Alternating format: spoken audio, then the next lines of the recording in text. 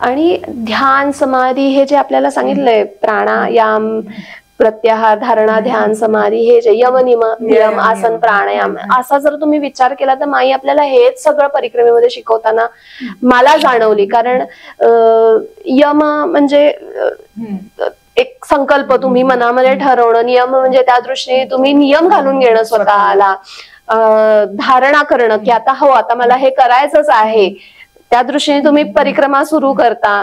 ध्यान माई तुम्ही इतके दमता तेव्हा तुमचा प्राणायाम तर होतच असतो, कारण तुम्ही इतके चालता तेव्हा तुम्ही श्वास खूप वापरता तुमचा, त्याच्यामुळे ते होतं. प्रत्याहार म्हणजे तुम्हाला जे मिळेल ते तुम्हाला खावं लागतं, तिथं राहावं लागतं. आणि जेव्हा तुम्ही माईच्या किनारी बसता तेव्हा आपोआप तुमचं ध्यान कधी लागतं हेच कळत नाही, कारण तुम्ही समरूप होऊन जाता तिच्या बरोबर, समरस होऊन जाता. सो आहे म्हणजे करण्यासारखं आहे, आवर्जून करावं. म्हणजे असं वाटतं की हे जे धडे आहेत अध्यात्मातले, की ह्या मार्गात येण्यासाठी हे जे करायला लागतात, माहिती आपोआप करून घेते परिक्रमेमध्ये. मुद्दाम आपल्याला करावं नाही लागत. हो, खरंय, सहजतेने होतं. नक्कीच नक्कीच होते. तुम्ही नामस्मरण करत राहा आणि पुढे चालत राहा. तुम्ही नर्मदे आरा जप केला का तुमचा गुरुचा वगैरे, असं स्मरण केलं, नामस्मरण केलं? जो ज्या वेळेला माईनी प्रेरणा दिली की आता इथून पुढे तोच म्हणत आहे, मग तोच म्हणत गेले, असं काही नाही. कारण शेवटी स्वरूप एकच आहे.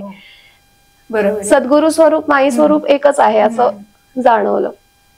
तर तुम्हाला काही विशेष आमच्या श्रोतृ वर्गाला काही टिप्स द्यायचे आहेत, किंवा कसं तुम्ही नर्मदा परिक्रमेला जाताना मनानी किंवा मानसिक किंवा शारीरिक काय तयारी करून जायला पाहिजे? शारीरिक तयारी माईच तिथं करून घेईल असं मी म्हणेन. मनाची पक्की तयारी तुमची लागते, एवढं मात्र नक्की. दृढ संकल्प लागतो. आणि तिथं येणारे कुठलेही संकट म्हणण्यापेक्षा मी म्हणेन की चालायची सवय नसते, त्याच्यामुळे तुमचा एक निग्रह जो केला असतो तो थोडा हलू शकतो. तर त्याच्यासाठी तुम्ही मनाची पक्की तयारी करायची की मला जायचं आहे आणि माई आपल्याकडून करूनच घेणार आहे, हा ठाम तिच्यावरती विश्वास ठेवायचा. नक्की सगळ्या गोष्टी होतात. आणि असं आहे की ज्या ज्या गोष्टी तुम्हाला वाटतात ना की ह्याच्याशिवाय मला होऊच शकत नाही, त्या सगळ्या गोष्टी तुम्ही बॅगेत बांधा आणि घेऊन जा. आणि मग माई कशी हळूहळू ती बॅग रिकामी करते हे तुम्हाला बघायला नक्की मिळेल. त्याच्यामुळे जी तयारी तुम्हाला वाटते की माझं ह्याच्याशिवाय काही होऊ शकत नाही, तर सगळ्या गोष्टी जितक्या होतील तितक्या बॅगेत भरा. आणि मग तुम्हीच तुमच्या मनाने जे तुम्हाला ज्या सवयी लागलेल्या आहेत माई, त्या सवयी कशा हळूहळू हळूहळू कमी करत जाते. कम्फर्ट झोन सगळा अगदी खरंच रिकामा करते.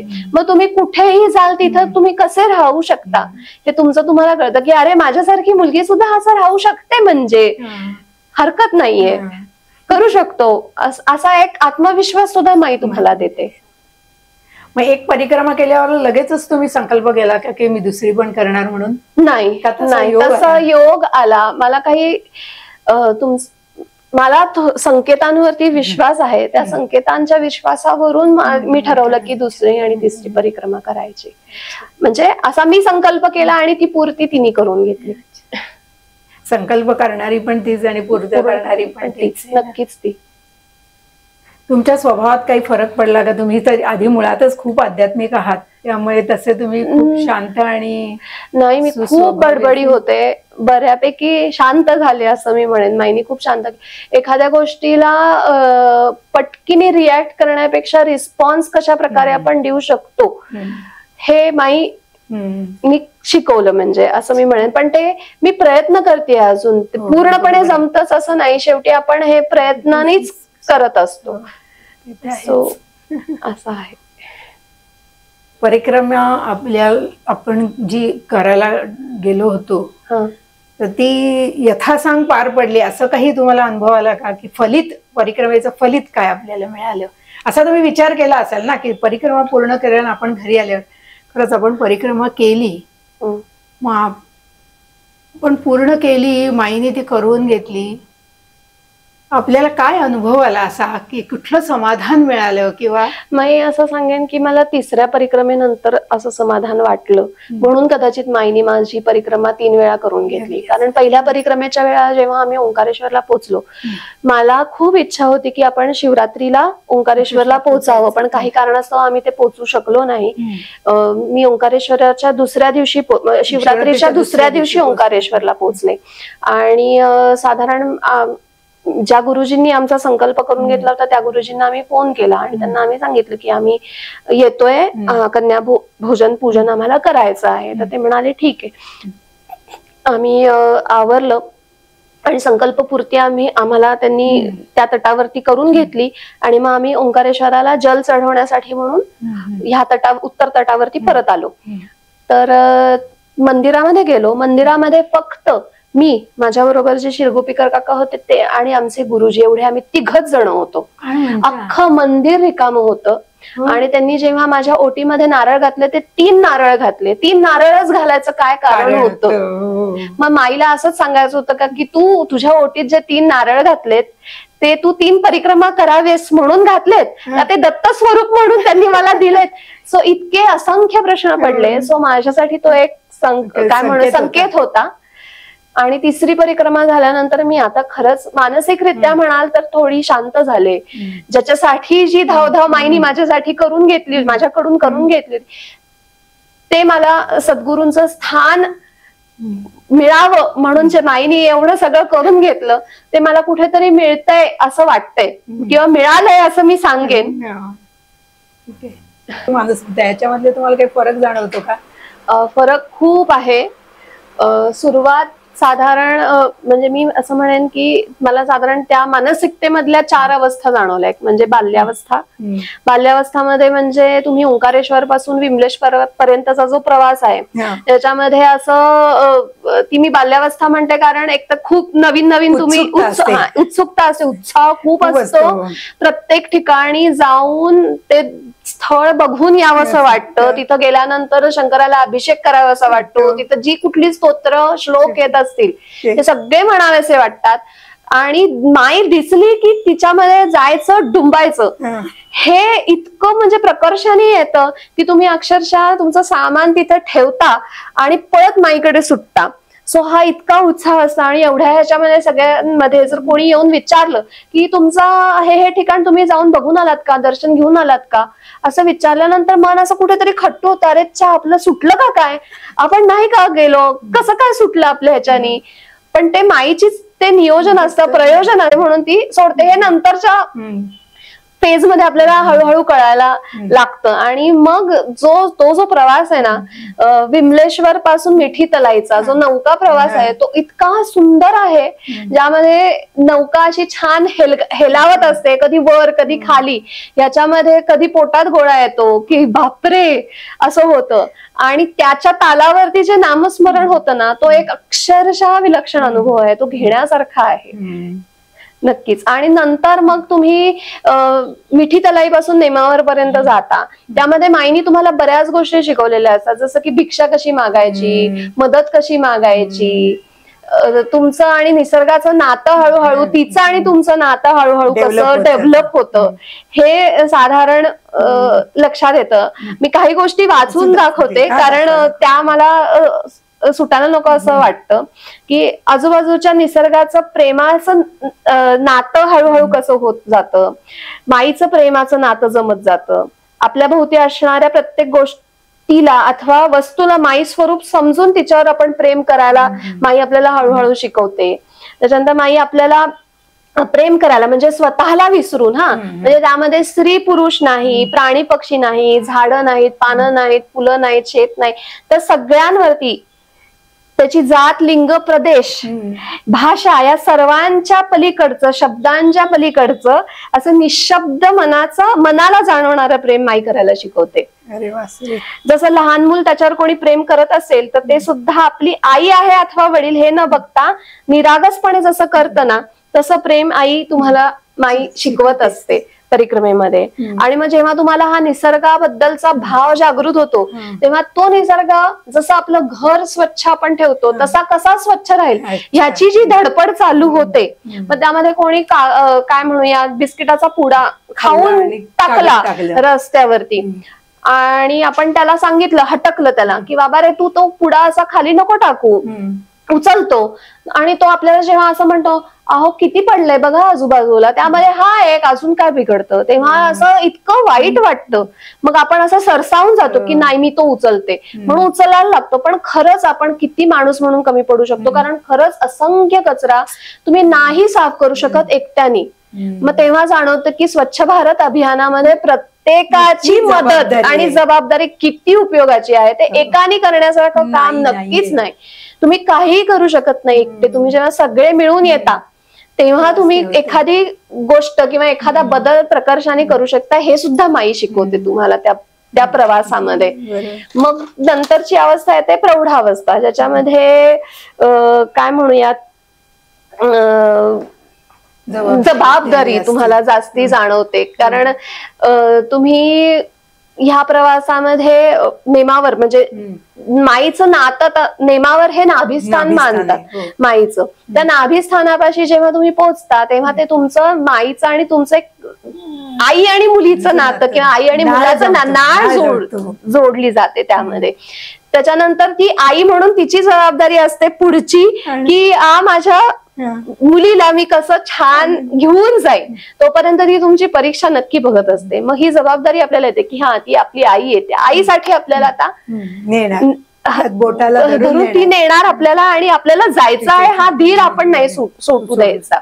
सो ती एक जबाबदारी घेऊन, कारण एक तर शरीर तुमचं निम्म थकले म्हणजे निम्मी परिक्रमा तुमची नेमावरला झालेली असते, शरीर दमलेलं असतं, त्याच्यानंतर मानसिक थकवा आलेला असतो. कारण सगळीकडेच तुम्ही भिक्षा मागणं सोपं कसं नाहीये. काही ठिकाणी माई अपमानास्पद वागणूक काही जण देतात, त्यामध्ये तुम्हाला तो अपमान न वाटता ती माईनीच केलेली आपली सोय आहे हे सुद्धा भाव माई आपल्याकडून तयार करून घेते की तो अपमानाच्या पलीकडे बघायला ती आपल्याला शिकवते की हे नाही, हे साक्षी भावाने बघ तू, हा अपमान म्हणून घेऊ नकोस तू, कदाचित तुझं त्यामध्ये भलं आहे म्हणून ती गोष्ट घडलेली नाहीये हे बघायला सुद्धा माई शिकवते तुम्हाला. मग अशा हळूहळू जबाबदाऱ्या पार करत आपण अमरकंटकला कधी येऊन पोहोचतो आणि इतके समरस होऊन जातो माईच्या इथं. आणि मग हळूहळू अमरकंटक पासून ओंकारेश्वर पर्यंत तो वृद्धापकाळ की आता मला सगळं माई मिळालेलं आहे, आता जे काही माझं राहिलेलं आहे. मी साधारण असा विचार करते की माई म्हणजे जीवन आहे, पाणी हे जीवन आहे, आपण आज जगतो तेही जीवनच आहे. या जीवनामध्ये ज्या ज्या घटना घडतात ना जन्मापासून मृत्यूपर्यंत त्या सगळ्या तुम्हाला एका परिक्रमेमध्ये अनुभवायला मिळतात की तुमच्या आयुष्यामध्ये काय काय घडतं आणि तुम्हाला ते कशा प्रकारे त्याच्याकडे आपला दृष्टिकोन कसा पाहिजे हे माई शिकवते, हे माई शिकवते. सो मी नक्की असं म्हणेन की प्रत्येकाने आयुष्यामध्ये एकदा तरी परिक्रमा करावी. संपूर्ण आयुष्याचा सार तुम्हाला माईच्या एका परिक्रमेमध्ये कळू शकतं आणि त्यासाठी भरपूर नामस्मरण तयारी, आध्यात्मिक तयारी करून जा. नामस्मरण वाचन हे करा जेणेकरून तुमचे विचार शुद्ध होतील आणि जितके विचार शुद्ध होतील तितका तुम्हाला अनुभव प्रगाढ आणि छान सुंदर येईल. शाबास. अजून काही नेहाताई, मी तुम्हाला असं विचारते की तुम्ही 3 परिक्रमा केल्या, मग तिन्ही परिक्रमेची पूर्वतयारी करताना काही वेगवेगळं केलं का, म्हणजे तयारी वेगवेगळी झाली का? असं पहिल्या परिक्रमेमध्ये असं झालं की सामान आणण्यापासून सगळी तयारी होती. सगळ्यात पहिले म्हणजे घरामध्ये मनवणं हे खूप मोठं काम होतं. पण मला घरचे तसे खूप मोकळ्या वातावरणात असे आहेत, म्हणजे फार असे बंधनं वगैरे नाही आहेत त्यांची, त्याच्यामुळे ते तयार झाले पहिल्या परिक्रमेच्या वेळेला आणि त्यांनी मला उत्स्फूर्त प्रतिसाद दिला. म्हणाले छान कर तू परिक्रमा, आम्ही छान म्हणजे खूप उत्साह होता त्यांच्यामध्ये सुद्धा मला पाठवण्यासाठी. सो मानसिक दृष्ट्या त्यांना तयार करणं या बाबतीत मला फार काही कष्ट करायला नाही लागले. पण एक जबाबदारी होती की आपण हा धाडसी निर्णय घेतला आहे तो आपण पार करू शकू का नाही, ही एक जबाबदारीची जाणीव मनामध्ये होती. आणि मग ती जाणीव ठेवून आम्ही सामान घ्यायला सुरुवात केली. आता ही पहिल्या परिक्रमेचं मी तुम्हाला सांगितलं. दुसऱ्या परिक्रमेमध्ये असं झालं, मानसिक तयारी हीच सगळ्यात मोठी पूर्वतयारी आहे असं मी म्हणेन. कारण घरच्या लेवलवरती असं झालं की आता का जायचं आहे तुला, असा त्यांनी विचार माझ्या पुढे मांडला. आणि माझा थोडासा संकेतांवरती विश्वास आहे. मला अशा काही गोष्टी वाटल्या की नाही मला ह्या करायच्याच आहेत, तर मी थोडी त्या दृष्टीने हट्ट धरून होते की नाही मला तरी सुद्धा जायचं आहे. कारण माईप्रती ते जे प्रेम मला किनारी मिळालं ना, ते प्रेम हवं हवं सारखं वाटतं, ओढ लागते त्याची की तिला आता परत जाऊन भेटायचं आहे. मग माझा नवरा तेव्हा पण म्हणाला की जा म्हणून तो मला सोडायला आला होता नेमावरला. मग नेमावरला आम्ही महाराजांचं दर्शन घेतलं, चिपानेरला माताजी असतात त्यांचं दर्शन घेतलं आणि मग आम्ही ओंकारेश्वरला आलो. आणि मग तिथून आम्ही परिक्रमा सुरू केली दुसरी.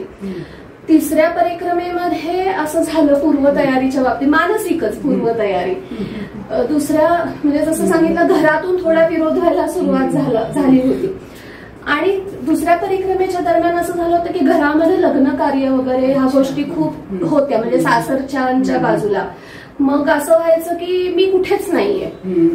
सो मी नसल्यामुळे ह्या लोकांना उत्तर द्यावी लागायची की ही परत का गेली, कशी गेली. त्याच्यामुळे त्यांना ते चॅलेंजिंग वाटलं. म्हणून तिसऱ्या परिक्रमेला त्यांनी मला झाडून विरोध केला.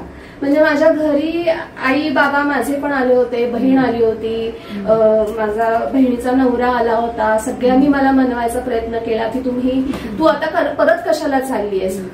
पण मला कुठेतरी असं वाटत होतं की नाही, अजून मला पाहिजे ते मिळालेलं नाहीये, काय हवंय हेच मला सापडत नाहीये आणि मला त्याच्यासाठी नक्की जायचं आहे. म्हणून मी परत हट्टाला पेटले. बरं आता हा घरातून विरोध दुसऱ्या परिक्रमेत झाला होता, तर तिसऱ्या परिक्रमेमध्ये सामाजिक भीड जी आहे की एक बाई म्हणून ही तिसऱ्यांदा जाते. कारण माझं जे सासर आहे ते शिवापूर ह्या गावातलं आहे. कारण गावामध्ये तुम्हाला राहायचं म्हणल्यानंतर थोड्या गोष्टी काय म्हणूयात नजरेमध्ये असतात, समज गैरसमज ह्यातूनच होत असतात. त्याच्यामुळे सामाजिक जबाबदारी ही त्यांच्यावरती सगळ्यात जास्ती असावी म्हणून कडाडून विरोध माझ्या बाबतीत झाला. पण माईची म्हणूयात माईचं बोलवणं तीव्र होतं आणि माझी जायची तीव्र इच्छा होती. त्याच्यामुळे तिसऱ्या परिक्रमेचा अट्टहास मी केला आणि परिक्रमेला गेले. आणि मला जे आंतरिक शांती जे मी शोधत होते, काय शोधत होते तर शांती शोधत होते, ती कुठेतरी मला मिळाली, कण मात्र का होईना मिळाली. आणि आता त्याच्यावरती माझं काम चालू आहे घरात राहून. सो अशा प्रकारे पूर्वतयारी जी आहे ती मनाची पूर्वतयारी खूप करणं खूप आवश्यक असतं. आणि परिक्रमेत तुम्ही नियमांचं तर माहितीच असेल तुम्हाला, कोणते कोणते नियम आहेत, त्याचं तुम्ही काटेकोरपणे पालन केलं.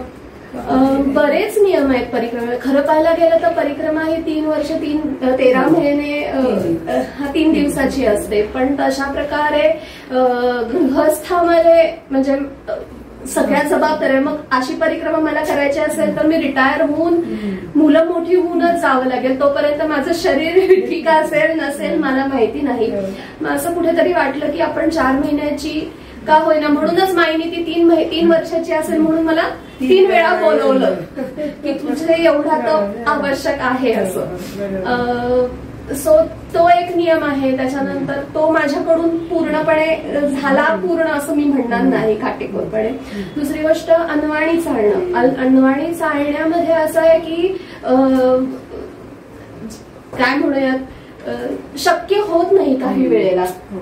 मग तुम्हाला जेव्हा तुम्ही अनवाणी चालता, ह्या पण गोष्टी नोटीस होतात. जेव्हा अनवाणी चालता तेव्हा तुम्हाला जास्ती वेळ लागतो, कारण तुमचा स्पीड कमी होतो चालताना.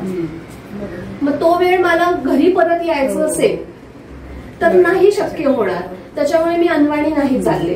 त्याच्यानंतर नख कापू नका, केस विंचरू नका. ह्या बाबतीत जेव्हा परिक्रमेमध्ये विचार मी करत होते ह्या बाबतीत जेव्हा मी जटाधारी साधू संन्यासी यांना बघते तेव्हा हा मनात कुठेतरी विचार येतो की एक दिवस मी जर केस विंचरले नाही तर माझं डोकं असं हे होतं की नको वाटतं, चिवचिवतो किंवा ते झटकून झाडून स्वच्छ राहायला आवडतं. मग ही सगळी जी साधू संत आहेत एवढी जटा कधीही विंचरत नाही तरी सुद्धा ते किती शांत आणि स्थिरचित्त असतात. ह्याबाबत मला एक खूप छान वाटलं, म्हणून कदाचित परिक्रमेच्या नियमामध्ये हा त्यांनी घालून दिला आहे का की कारण ती देहबुद्धी तिथूनच सुरू होते तुमची की ही जातच नाही, मला केस विंचरल्याशिवाय चालत नाही, मला नखं कापल्याशिवाय चालत नाही. मग हे सहन तुमची देहबुद्धीमधून तुम्हाला बाहेर यायचं असेल तर ह्या गोष्टी तुम्ही करून बघा. मग हा जो प्रकार आहे हा सामान्य नाहीये, हा थोडासा वेगळा आहे, म्हणून तो अघोरी प्रकार आहे का असं पण कुठेतरी वाटून जातं परिक्रमेमध्ये. अघोरी साधना अशीच असे ना, कारण परिक्रमेमध्ये जेव्हा तुम्ही 3-3.5 किलोमीटर चालता हे नॉर्मल चालणं नाहीये. कुठेतरी आपण बोली भाषेमध्ये पण म्हणतो ना, अगं काय अघोरी करतीये, अघोरी कृत्य आहे. सो हे तसंच आहे का हा पण प्रश्न मनामध्ये माई निर्माण करते. त्याच्यानंतर नख न कापणं, नाखूनवाले बाबा म्हणून आहे, त्यांची नख इतकी वाढलेली आहेत ते सुद्धा बघायला मिळालं. एक आम्हाला गाडरवारा म्हणून गाव आहे, त्या गावामध्ये एक बाबाजी भेटले जे आता महाकुंभमध्ये हात वर केलेले होते बघा, आणि त्यांची नख बघितली का, त्यांच्या हातामध्ये शिवपिंड आहे आणि ते खरंच तसे आहेत. खूप वर्ष ते मला पहिल्या परिक्रमेमध्ये भेटले होते. कुठे भेटले तुम्हाला? गाडरवारा म्हणून गाव आहे, तिथं भेटले होते. त्यांना नमस्कार केला आणि मग मी पुढे मला म्हणत होते अगं मुली राहून जा, पण मी काही कारणास्तव त्यांना सांगितलं की मला शक्य नाहीये, मी पुढे जाते म्हणून, आणि मी पुढे गेले होते. सो असे त्यांची नख वाढलेली, एवढा हात वरती ठेवणं ही खरंच साधी सोपी साधनं नाहीये. सो हे आपल्याला कधी जमणार, कारण ते देहबुद्धीतून बाहेर आलेत म्हणून ते करू शकतात. हे कुठे म्हणजे हे जे नियम आहेत ते आपल्यासाठीच, ज्या नियमांमधून आपल्याला कळतं की तुम्ही नियमानुसार फार असे स्ट्रिक्टली 100% नाही वागू शकत. कुठेतरी तुम्हाला प्रसंगानुरूप वेगळ्या पद्धतीने किंवा डिसिजन घ्यावा लागतो आणि जो सगळ्यांना उपयोगी असेल अशा प्रकारे तुम्हाला पुढे जावं लागतं.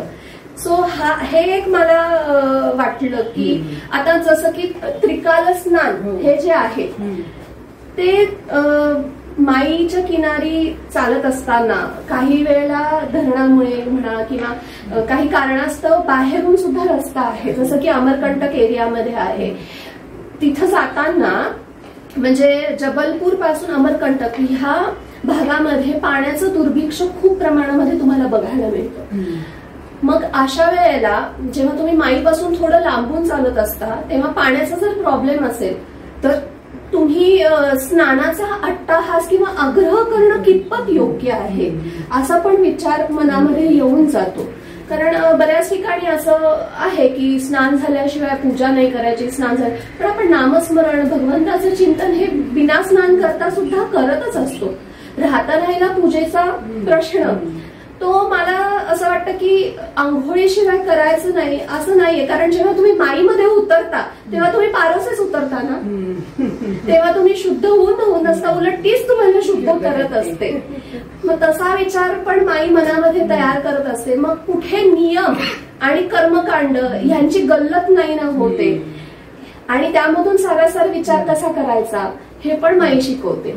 असं झालं. त्याच्यामुळे माझे तुम्ही म्हणाल तर काटेकोर नियम पाळणं जे आहे ते अशा प्रकारे मी पाळले आहे. माईच्या स्वरूपाबद्दलचं वर्णन तुम्ही करू शकता का, की उगमापासून ती समुद्राला मिळेपर्यंत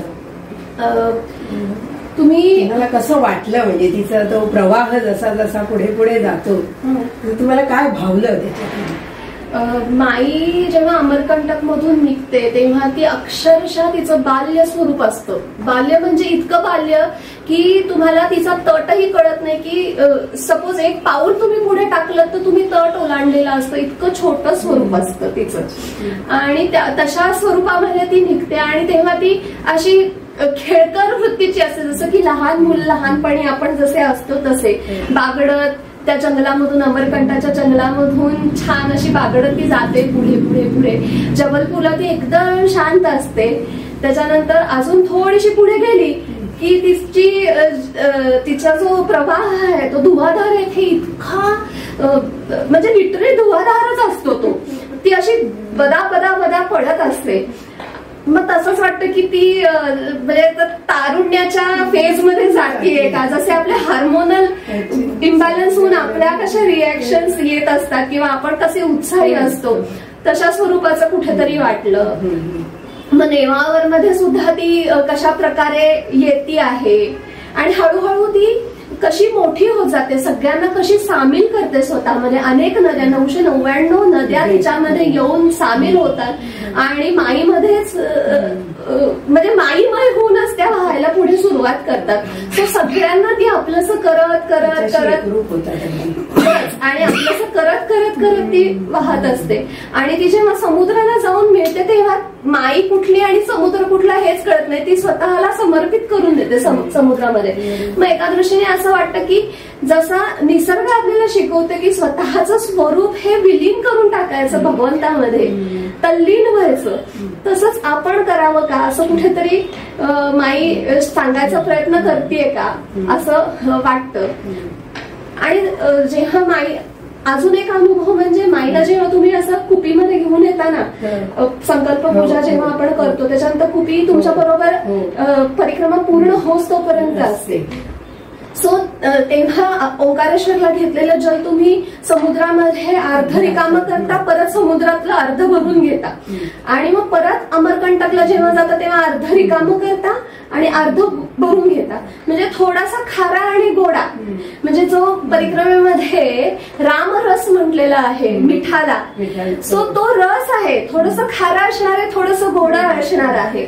सो हे पण कुठेतरी माई सांगत असते. आणि ती माई जेव्हा कुपीमधून आपण पूर्ण प्रवास करून आल्यानंतर आपण तिला असं मुलीसारखं जपत असतो की माझी मुलगी आहे, तिला कपडे घालतो, तिला आवडतो, तिला गंध लावतो, तिची आरती करतो, सगळं कोड कौतुक करतो, तिला दिल्याशिवाय खात नाही, नैवेद्य दाखवतो, सगळं सगळं तिच्यासाठी असतं. आणि जेव्हा ओंकारेश्वरला जाऊन तिला अर्पण करायचं असतं तेव्हा मग जाणवतं की मग कुठेतरी असं वाटतं की आई वडील जेव्हा मुलीचं कन्यादान करतात ते हेच असावं का, त्यावेळेला हे जे भाव निर्माण झालेत ते हेच असावेत का असं कुठेतरी वाटून जातं.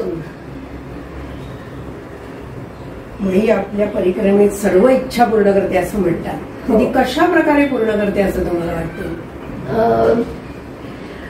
मी तुम्हाला प्रसंग सांगते, त्यामधून तुम्हाला कळेल.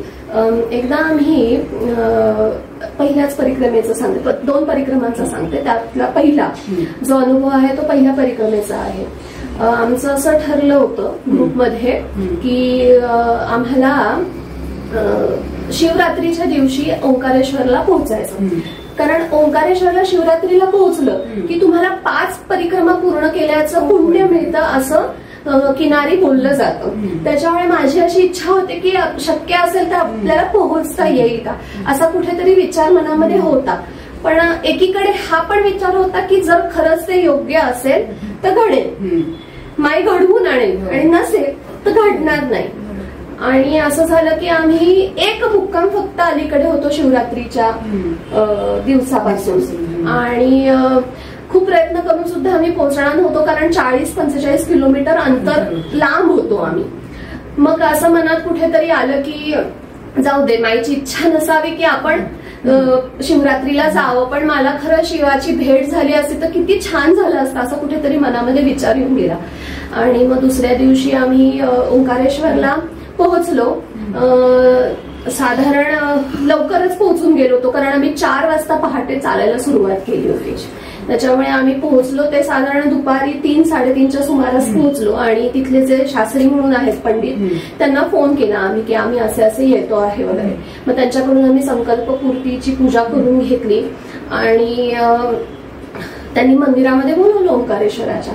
आणि आम्ही ओंकारेश्वराच्या मंदिरात गेलो. शिवरात्रीचा दुसरा दिवस काकू, तिथं मी, शिरगोपीकर काका आणि ते पंडित, आम्ही 3घच जण फक्त त्या मंदिरामध्ये होतो. असं माईनी माझं त्या ओंकारेश्वराचं दर्शन शिवरात्रीच्या दुसऱ्या दिवशी घडवून आणलेलं आहे. आणि मला शिवरात्रीचा महाप्रसाद सुद्धा त्यांनी प्रसाद म्हणून खायला, त्यांनी पंच काय म्हणतो आपण, पंचखाद्य घातलेला आम्रखंड मला मिळालं प्रसादाचं. इतकं मला मी भरून पावले की हा माईची ही इच्छा होती की तू ये, मी तुला निवांत दर्शन घे आणि मी तुला सगळा प्रसाद व्यवस्थित देईन, तू काळजी करू नको. सो ही एक माईने माझी इच्छा पूर्ण केली.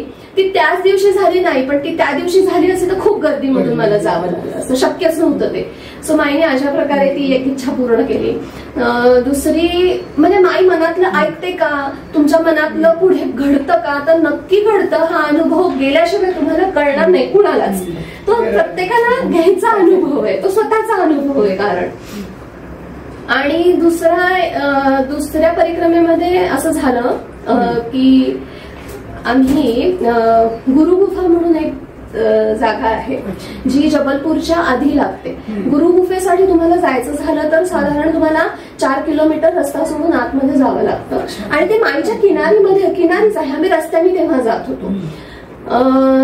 सो आम्ही 4 किलोमीटर आत जायचं का नाही जायचं हा आमच्या पुढे प्रश्न होता.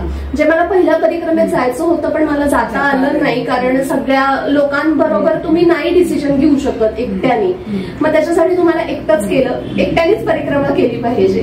मग आम्ही डिसाईड केलं की आपण जाऊया. त्या दरम्यान असं लक्षात आलं की गुरुगुफेची जी किल्ली असते ती एका बाईंकडे असते आणि त्या बाई गावाला गेल्यात. सो असं फोनवरती बोलणं चालू होतं आणि माझी खूप इच्छा होती की आपण ऍटलिस्ट जाऊन तरी बघूयात की काय आहे. मला पहिल्या परिक्रमेपासूनच जायचं होतं तिथं. सो पण नुसतं जाऊन येऊयात म्हणून आम्ही गेलो गुफेपाशी. बरं तिथं असं आहे की एक रस्ता मंदिराकडे आधी जातो आणि एक रस्ता गुफेकडे जातो.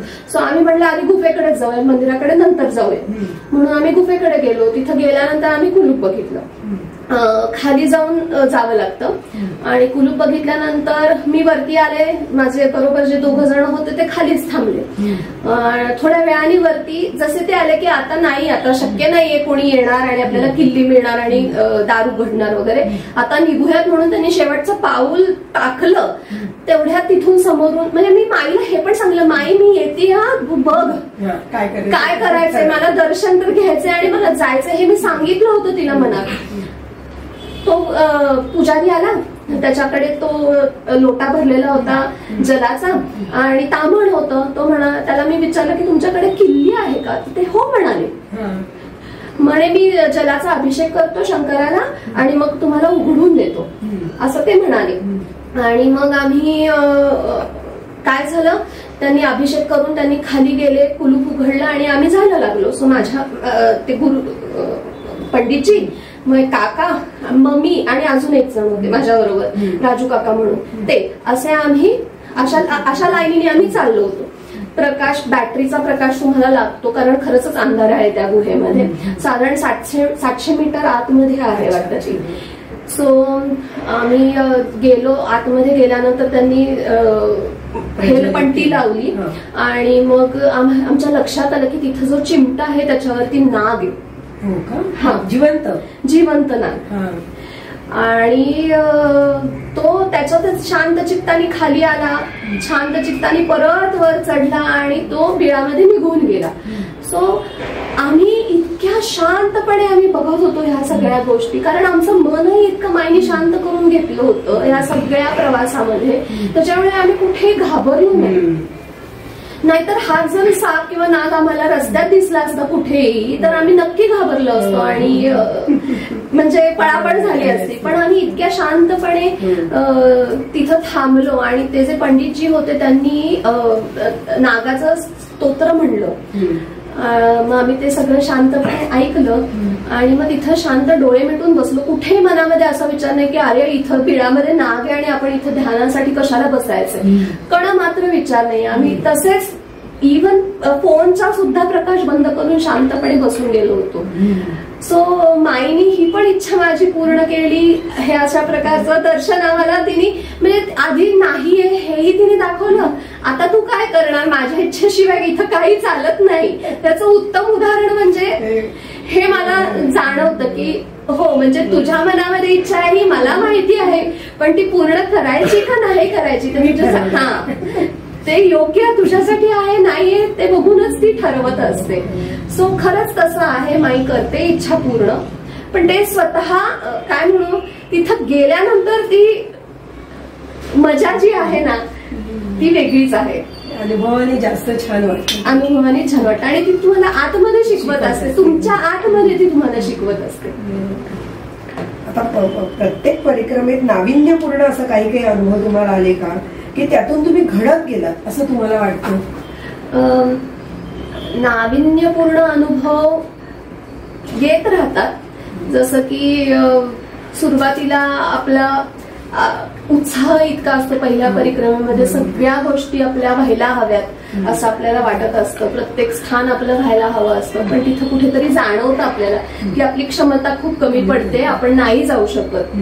सो मग कुठेतरी तुम्हाला त्याला शमवावं लागतं त्या विचारांना की नाही हे तू ऍक्सेप्ट कर, हे असंच आहे, नाही जाता येणार. आणि मग परिक्रमेमध्ये चालत असताना मग काय म्हणूयात ज्या ठिकाणी काही वेळेला जायची खूप इच्छा होती ते झालं नाही, ते आम्ही दुसऱ्या तिसऱ्या परिक्रमे, जसं की गुरु गुफेला आम्ही दुसऱ्या परिक्रमेमध्ये गेलो. सो अशा गोष्टी आम्ही केल्या, तसे अनुभवही आम्हाला मिळाले. सो असे अनुभव येतात. पहिल्या परिक्रमेमध्ये सगळीकडे धावून धावून जाऊन मदत करायची, सेवेसाठी तत्पर उभं राहायचं, हे सगळं आठवणीने केलं. मग एक गोष्ट नोटीस होत गेली की ग्रुपमध्ये जी छोटी व्यक्ती असते ना वयाने, तिच्याकडून जास्ती अपेक्षा ग्रुपमधल्या लोकांच्या पण होत असतात. ते काही त्यांचं चुकीचं आहे अशातला भाग नाही, पण एक मुलगी म्हणून सुद्धा मला नंतर नंतर हे जाणवायला लागलं की फक्त तुम्ही शारीरिक कष्ट, कारण मीही तेवढीच चालून आलेली असते, दमलेले मीही असते. जरी वय जरी जास्ती असलं तरी सुद्धा माझं वय कमी असलं तरी मीही दमणारच आहे, हे पण माई तुम्हाला शिकवत असते. कारण आपल्यावरती हे संस्कार समाजाने पण केलेले आहेत, आपल्या संतांनी पण केलेले आहेत. लहानपणापासून हे आपण ऐकत आलेलो आहे की थोरा मोठ्यांना मान द्या, थोरा मोठ्यांचा आदर करा. हे योग्य आहे, हे अयोग्य आहे अशातला भाग नाही. पण त्यामुळे ना एक कुठेतरी निष्कर्ष काढला जातो की हो थोरा मोठ्यांचाच आदर व्हायला पाहिजे, असं नाहीये. हे माई किनारी माई हे आपल्याला शिकवत असते की मी जरी लहान आहे, आज आपण कन्यापूजन करतो, ते छोट्या छोट्या मुलींचं पूजन करतो. का करतो? कारण तो तुमच्यातला जो मोठापणाचा भाव आहे तो कमी व्हावा आणि लहानांना सुद्धा तुम्ही आदराने वागवावं, म्हणून आपण ती कन्यापूजन आणि ह्या गोष्टी करत असतो. मग कुठेतरी हे जाणवतं की माई हे काय तुझ्या किनारी असं होतंय की माझ्याकडूनच सगळेजण अपेक्षा करतायत की मीच सगळीकडे धावलं पाहिजे आणि सगळं केलं पाहिजे. हे मला काही पटत नाही. अशा माईशी भांडणं मनातल्या मनात चालू असतं, असं नाहीये की नाही. मग कुठेतरी असं वाटतं की आता तू जरा थांब, शांत हो आणि किनारी जाऊन नुसती बस, काही बोलू नकोस, तू सगळं मला कळतंय, शांत हो. सो असे वेगवेगळे अनुभव माई तुम्हाला देत असते. कारण समाजामध्ये तुम्ही जेव्हा संसारामध्ये असता तेव्हा सुद्धा ह्या प्रसंगांमधून तुम्हाला जावंच लागतं, असं होत नाही. कारण बघा ना, नवीन लग्न झालेल्या मुलीकडून किती अपेक्षा असतात, किती अपेक्षा असतात, पण तिचा कुठे तुम्ही विचारच करत नाही की तिला होतंय का, तिला जमतंय का. नाही तू असंच केलं पाहिजे, नाही तू तसंच केलं पाहिजे. ह्या अपेक्षा, हे नियम इतके लादले जातात त्यांच्यावरती, ते त्या मुलीसाठीच असतात, ते आपल्यासाठीच असतात. जसं की परिक्रमेचे नियम, त्यातूनच आपण असे म्हणजे ते घड घालतात ना की नाही नाही, मग त्याला विरोध कसा करायचा आणि त्या विरोधामधून तुम्हाला स्वतःला कसं खुलवायचं आहे, हे माई तिच्या किनारी असे वेगवेगळे अनुभव देऊन शिकवत असते असं वाटतं. पहिली ते तिसरी परिक्रमा या कालावधीत तुमच्या मानसिक स्तरामध्ये काय काय बदल होत गेले आणि कसे कसे घडत गेले ते जरा सांगा. मानसिक स्तर म्हणाल तर खूपच बदल होतात मनाच्या पातळीवर. पहिल्या परिक्रमेमध्ये तर खरंच आपण अल्लड असतो, काही म्हणजे काही खेळत असतो. मी तर म्हणेन परिक्रमेला जाताना कुठलीही माहिती न घेता जा, कारण तिथला जो अनुभव आहे ना माहिती न घेता जाण्यामधला, तो खूप सुंदर आहे. कारण तुम्ही असे अचंबित व्हाल की वा, मी काही माहिती न घेता इतकं माझी परिक्रमा छान झाली. सो अक्षरशः तशाच पद्धतीने जा. सो तुम्ही सगळीकडे चाचपडत असता की हे काय आहे, कशा प्रकारे आपण जाऊ शकतो, माईचा किनारा कसा आहे, किती चालायचं आहे, हे सगळं पहिल्या परिक्रमेमध्ये अजाणतेपणी होऊन जातं. पण दुसऱ्या आणि तिसऱ्या परिक्रमेमध्ये ह्याची जाणीव झालेली असते की तुम्हाला चालण्याशिवाय पर्याय नाही, तुम्ही हा डिसिजन घेतलेला आहे. आणि जेव्हा तुम्हाला एखादी गोष्ट माहिती आहे आणि ती करायची आहे, अजाणतेपणी नाही पण माहिती आणि करायची, त्यातले खाचखळगे पण माहितीत आणि तरी करायची आहे, मग ती अक्षरशः म्हणजे काही ठिकाणी तुम्हाला असं वाटतं की टॉयलेट्सचा प्रश्न बरेच जण विचारतात की बायकांसाठी कसं आहे, काय आहे. मी तर अक्षरशः एके ठिकाणी नर्मदापुरमला जाण्याच्या आधी एका ढाब्याच्या टॉयलेटमध्ये गेले होते. म्हणजे तो जवळजवळ वर्षानुवर्ष घासलेला किंवा धुतलेला नव्हता असा तो हे होता. पण एक बाई म्हणून मला उघड्यावरती जाणं शक्य नाहीये. सो मग अशा काही प्रसंग माई तुम्हाला देते की तिथं तू आता कशी वागशील, ती तुम्हाला जमिनीवरतीच राहणार, तुम्ही आणण्याचा प्रयत्न करत असते. मग त्यामधून आपल्याकडे आपण किती स्वच्छ टॉयलेट्समध्ये राहतो. म्हणजे जेव्हा अशा घाणेरड्या टॉयलेट्समध्ये तुम्ही गेल्यानंतर आश्रमामधला भले 10 पुढे असतील आणि आपण मागे असू, नंबर लावलेला असेल तरी सुद्धा तो आपल्याला खूप छान वाटतं. सो अशी माहिती तुम्हाला आहे त्या परिस्थितीमध्ये कसं राहायचं हे शिकवत असते, तुमचं मन घडवत असते त्यानुसार. पहिल्या परिक्रमेमध्ये साधू संत मी असे बघितले अनवाणी पळत जात आहेत, इतके पटापटा कसे चालतात हा मला अचंबा वाटायचा की बापरे कसं जमत असेल ह्यांना. आणि माझ्या पायाला चपला घालून फोड आणि मी चालू शकत नाहीये असं वाटायचं. मग म्हणजे मिळालेल्या साधनांचा त्रास जास्ती होतोय का सोय जास्ती होतीये हेच कुठे कळत नाही, हे पण माई प्रश्न मनामध्ये घालत असते. आणि मग असंच तिसऱ्या परिक्रमेचं मी तर तुम्हाला सांगते. जेव्हा आम्ही कुठलं बरं ते गाव, नांद गावाच्या अलीकडे भरूच पासून तुम्ही प्रतापभाई गोयल यांचं जे घर आहे त्या गावाचं नाव मी आता विसरले, पण तिथं आम्हाला जायचं होतं. त्या भागामध्ये माझ्या पायाला फोड आला होता म्हणून मी तो बांधून ठेवला होता. म्हणजे त्यातलं पाणी पस वगैरे काढून घेऊन त्याला बँडेज केलं होतं. आणि नंतर लक्षात आलं भरूच पर्यंत येईस तोपर्यंत की ते खूप सुजलंय म्हणून मी ते ओपन केलं तर लक्षात आलं की खूप पस झालाय त्याच्यामध्ये अंगठ्याला डाव्या पायाच्या आणि ते फुललंय. म्हणून मग मी डॉक्टर शोधायला सुरुवात की मला चप्पलही घालवत नव्हती. मग मी ती चप्पल हातामध्ये घेतली, मला चालताच येत नव्हतं. मग दवाखान्यात गेलो आम्ही आणि मग त्या डॉक्टरांनी बघितलं काय आहे जखम कशी आहे वगैरे. आणि त्याचा जो हे होता अतिशय नाजूक नव्हता, तो भयंकर असा काय म्हणू हा फोड घट्ट झाला होता. पण तो जो डॉक्टर होता ना तो असा कठोर वाटला मला, तो सॉफ्ट नव्हता अजिबात. त्यांनी बसवलं मला तिथं. त्याच्यानंतर असं इतकं जोरात दाबलं. मी म्हटलं माई हे काय करतेस तू, अशी काय ट्रीटमेंट देते आज मला तू.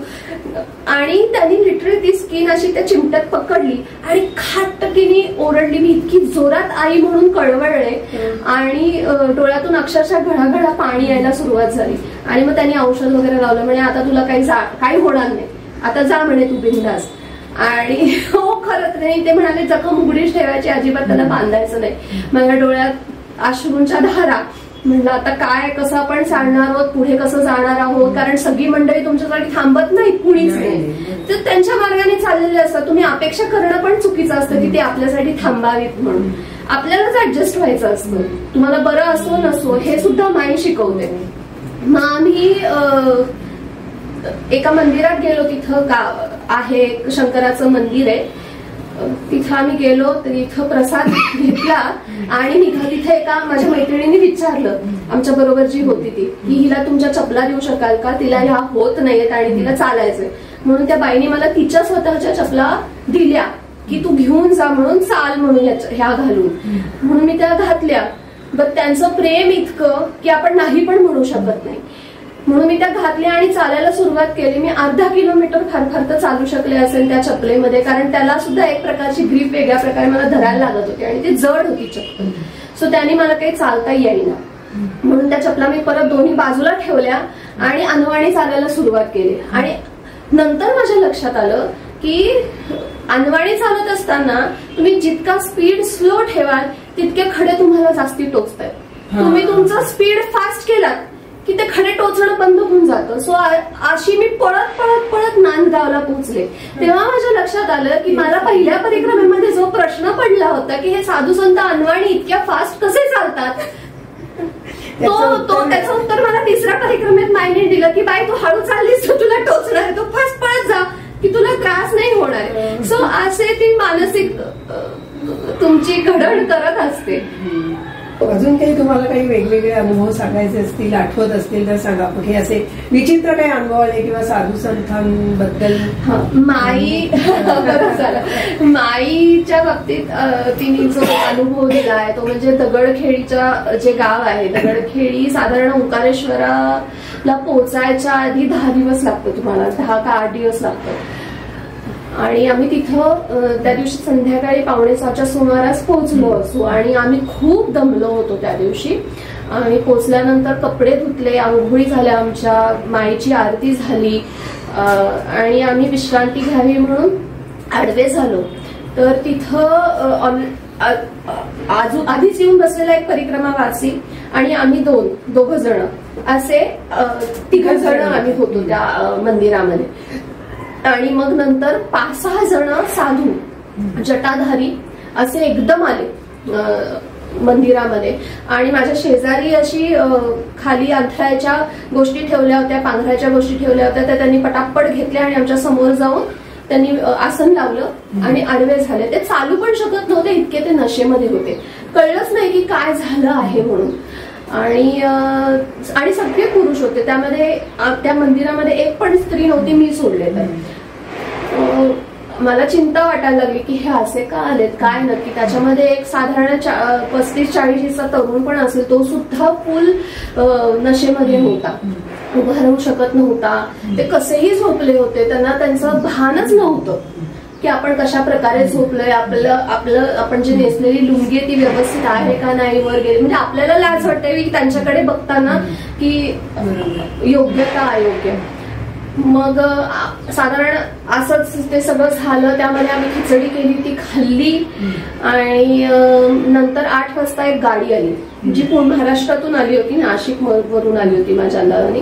आणि 60 एक लोक तिथे येऊन बसले. त्यांची सगळी पूजा अर्चा, त्याच्यानंतर माईची माहिती वगैरे सगळं त्या ऑर्गनायझरनी सांगितलं. साधारण त्यांना परत जायला 9:30-10 झाले. अशा प्रकारे आम्ही 10 वाजता झोपायच्या दृष्टीने आडवे झालो. आणि मला झोपच येईना, कारण मी एकटीच मुलगी. बाकीची सगळी जी बसवाली मंडळी होती ती बसमध्ये जाऊन झोपली होती, मी एकटीच. मला आता काय करावं. आणि साधारण 12-12:30च्या सुमारास त्यातला एक उठला. त्याला सरळ सुद्धा चालता येईना, तो इतका अडखळत होता की तो माझ्यासमोर असलेल्या खांबावर येऊन धडकला. म्हणलं हा आता माझ्या अंगावर येऊन पडतो का काय. सो अशी भीती वाटली मला. त्याच्या आधी तर जे मंदिराचे पुजारी होते त्यांनी अँब्युलन्सला फोन केला की हा लोकांना तुम्ही घेऊन जा. पण अँब्युलन्स काही करू शकली नाही, कारण 5-6 जणांना एका अँब्युलन्स मधून कसं नेणार हा पण एक प्रश्न होता. त्याच्यामुळे ती काहीच करू शकली नाही. सो त्या पुजाऱ्याने तो जो प्रयत्न होता तो सोडून दिला आणि तो त्याच्या घरी गेला. सो अशी आमची रात्र, म्हणजे मी तर झोपलेच नाही त्या दिवशी, पूर्ण जागी होते. असं करून 5:30 वाजता म्हणलं आता उठा आणि आवरा आणि निघा, असा डिसिजन घेतला आम्ही. आरती केली आणि तोपर्यंत ते मंदिराचे पुजारी आले आणि त्यांनी अक्षरशः हकलवून लावलं. सकाळपर्यंत त्या माणसांचा नशा उतरलेला नव्हता, तरीही ती अडखळत लडखळत चालत होती. मी म्हटलं माई हे काय तू दाखवलंस. म्हणजे हे शठे नटे जे आहे नर्मदेमध्ये, जे अष्टकामध्ये, ते खरंच आहे. म्हणजे परिक्रमेमध्ये जे येतात ते ढोंगी पण असू शकतात. सो ह्याचं एक उदाहरण माईनी दिलं. म्हणून मग डोळस खरंच विचार करायचा. प्रत्येक जण जटाधारी आहे म्हणून तो संन्यासी किंवा साधू संत आहे अशातला भाग नाही.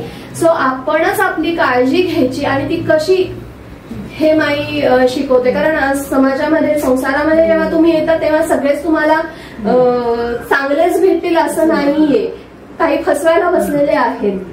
सो ह्या सगळ्यामध्ये तुम्ही स्वतःला कसं जपायचं आणि पुढे जायचं हे माई शिकवते असं जाणवलं. त्याच्यानंतर साधारण म्हणजे एक अनुभव म्हणून सांगते. जेव्हा परिक्रमेमध्ये एक जण एकाने सांगितलं की हे जे परिक्रमा करत असताना समुद्र पंचक्रोशी म्हणून पण एक आहे परिक्रमा आहे जी तुम्हाला मिठी तलाईला तुम्ही जेव्हा येता तेव्हा तुम्ही करू शकता. सो अशी परिक्रमा मला पहिल्या परिक्रमेत करायची होती पण सगळ्यांचा आग्रह झाला की नाही तू नाही करायचीस परिक्रमा. सो ती माझ्याकडून झाली नाही, ती मी आता नंतर जाऊन करून आले फक्त समुद्र परिक्रमा म्हणूनच. पण एक कुठेतरी विचार असा येऊन गेला की ही समुद्र पंचक्रोशी म्हणजे कोश का, पंचकोश म्हणजे अन्नमय कोश, प्राणमय कोश, आत्ममय मनोमय कोश, विज्ञानमय कोश आणि आनंदमय कोश हे जे आहे ह्याच्यासाठी ती परिक्रमा असते का असा कुठेतरी विचार येतो. कारण बघा ना तुम्ही परिक्रमेत जशा अवस्था आहेत बाल्यावस्था तो अन्नमय कोशाशी तुम्ही लावू शकता संदर्भ, कारण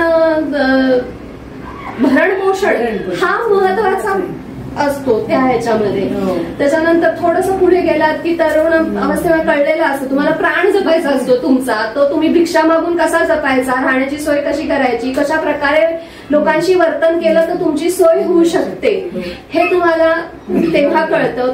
तो प्राणमय कोश होतो. त्याच्यानंतर जे काय बरं मी थोडेसे मुद्दे मला जे विचार केला ना तो मी लिहून ठेवलाय.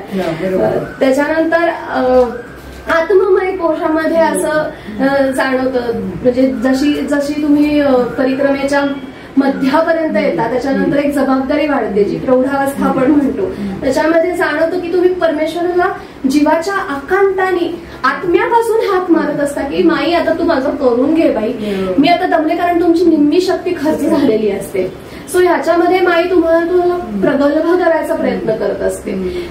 जसं की जयंती मातेच्या मंदिरात जे आहे तिथं टॉयलेट्स 2च टॉयलेट्स आहेत आणि तिथं जी माणसं उतरतात ती साधारण 150 लोक असतात. त्या 150 लोकांमध्ये 2 टॉयलेट्स वापरणं म्हणजे किती ह्याचं आहे. म्हणा ते निसर्गाच्या ठिकाणी आहे, कोणी बाहेर जातं, पण तरी सुद्धा लेडीज म्हणून जी वापरायची आहे त्याच्यामध्ये सुद्धा प्रत्येक जण लवकर उठतो. 2:30-3 पासून प्रत्येक जण उठायला सुरुवात करतो आणि 7 पर्यंत सगळ्यांचं सगळं आवरून बालभोग घेऊन सगळे त्यांच्या मार्गाला पण लागलेले असतात. हेच आपल्याला प्रश्न पडतो, घरामध्ये एक टॉयलेट असताना सुद्धा असं वाटतं की आपल्याला पुरेल का. म्हणजे हे सुद्धा माई तुम्हाला शिकवत असते. अशा प्रकारे ती तुम्हाला प्रौढ करत असते, विचारांनी प्रगल्भ करायचा प्रयत्न करत असते.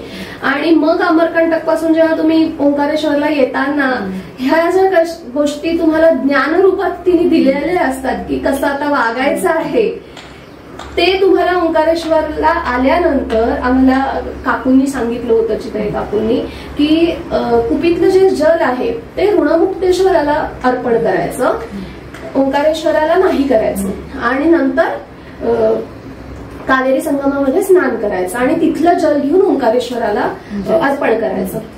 मग त्यामागचा जो विचार मला जो भावला तो असा होता, म्हणजे मी जो केला तो ऋणमुक्तेश्वराला तुम्ही आतापर्यंत परिक्रमेमध्ये ज्यांचे तुमच्यावरती उपकार ऋण झालेले आहेत, ज्यांनी तुम्हाला मदत केलेली आहे, त्याच्यात तुमचे पित्र आहेत, तुमचे घरचे आहेत, या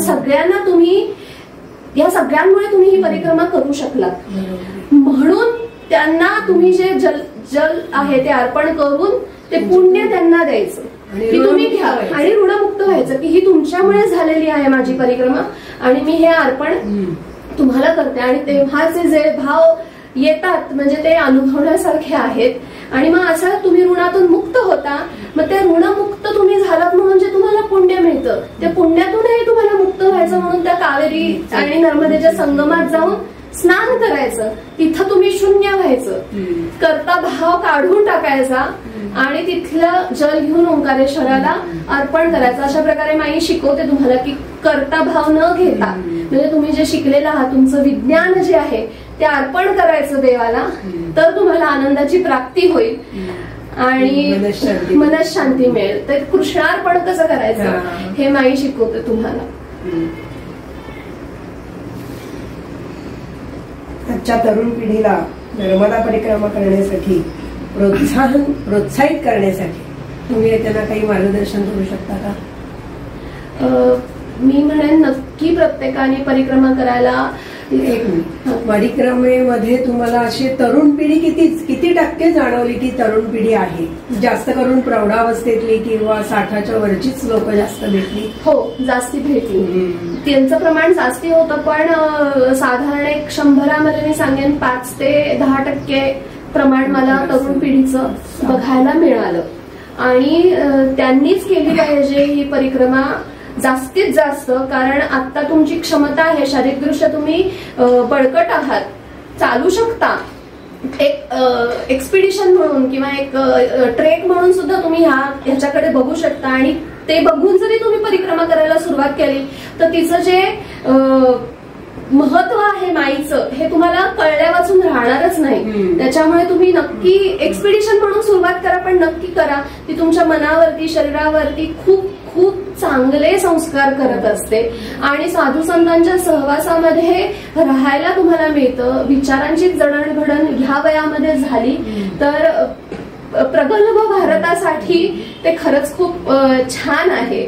निसर्ग खूप बघण्यासारखा आहे. तुम्हाला फोटो काढायची आवड असेल तर तिथं तुम्ही वेगवेगळ्या प्रकारचे उपक्रम करू शकता, नक्कीच करू शकता. त्याच्यानंतर काय म्हणू, ऐतिहासिक वास्तू आहेत, त्याचा तुम्हाला जर अभ्यास करायचा असेल इतिहासाच्या दृष्टीने तरी सुद्धा तुम्ही जाऊ शकता. इतिहासाच्या दृष्टीने ज्या गोष्टी आपण ऐकतो पांडवकालीन त्याचा सुद्धा तुम्ही अभ्यास करू शकता. अशी बरीच मंदिरं आहेत, जसं की बोधवाडा मंदिर आहे, जिथं नक्की जायला पाहिजे. असं म्हणतात की देवांनी तिथून परिक्रमा सुरुवात केली. सो तुम्ही त्याची माहिती मिळवू शकता. सो असे बरेच उपक्रम तुम्ही घेतले तर नक्की तुमचा फायदा होईल असं वाटतं. म्हणजे नुसतं आध्यात्मिक हेतू न ठेवता सुद्धा तुम्ही करू शकता परिक्रमा, नक्की करू शकता. त्यातून तुम्ही अध्यात्म शिकू शकता. नक्की नक्की. बरोबर. मग नर्मदा परिक्रमेचं फलित काय शेवटी? सारांश काय त्याच्यातून? सारांश माईने हेच शिकवलं की कर्ता भाव घ्यायचा नाही, कृष्णार्पणमस्तु हे आपण का म्हणतो. जसं की आपल्याला सद्गुरू सांगतात रात्री झोपताना आजच्या दिवसभराच्या कार्यामध्ये आपण काय काय केलं आहे ते चांगलं असो वाईट असो जे असेल ते तुम्हाला अर्पण आणि आपण मोकळे होऊन झोपून जाणं हे माईने शिकवलं. म्हणजे ठेविल्यानंतर ते तैसेची राहावे चित्ती असू द्यावे समाधान. आणि निष्कर्ष काढायचा नाही. सगळ्यात महत्वाचं म्हणजे कुठल्याही बाबतीत निष्कर्ष काढायचा नाही की माझं म्हणजेच बरोबर. हे माईने नक्की शिकवलं. अहंकार कमी झाला, अहंकार कमी करते ती. हो, अभिमान ठेवायचा नाही. अभिमान नाही ठेवायचा. अहंकार हा म्हणजे मला असं वाटतं की तो प्रत्येकाला असतोच, पण त्याचा जो अभिमानाने तुम्ही जे वागता ते वागता कामा नये. रिस्पेक्ट हा लहानांना सुद्धा मोठ्यांनी द्यायला पाहिजे आणि मोठ्यांना लहानांनीही द्यायला पाहिजे असं वाटतं. हे माई आपल्याला शिकवत असते की सगळ्यांना सांभाळून जायचे असं वाटतं. आणि एक सांगावं असं वाटेल की तुमच्या मार्फत मला माझे जे अनुभव आहेत किंवा विचार आहेत ते मला सांगायची तुम्ही मुभा दिली त्याबद्दल तुम्हा सर्वांचे साखरे काका काकूंचे खूप मनपूर्वक धन्यवाद. तुम्ही आमच्याकडे येऊन आमच्या श्रोतृ वर्गाला बहुत मोलाची माहिती दिली त्याबद्दल मी तुमचे आभार मानते.